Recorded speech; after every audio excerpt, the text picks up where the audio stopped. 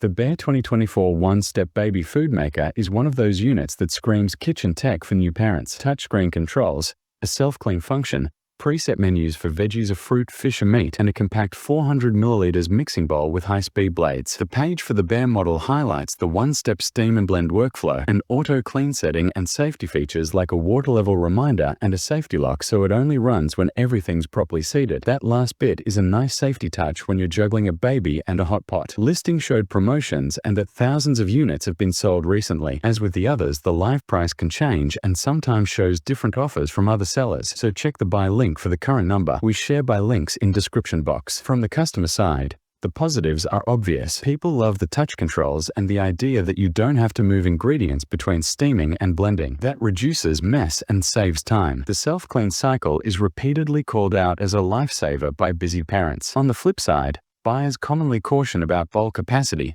It's better for small batches, and a few reviewers report the presets sometimes need manual tweaking for specific textures, meaning you might have to run a couple of short blend pulses to get the chunkiness you want. Also, since it's a multifunction gadget, expect learning curve moments when you first use the presets.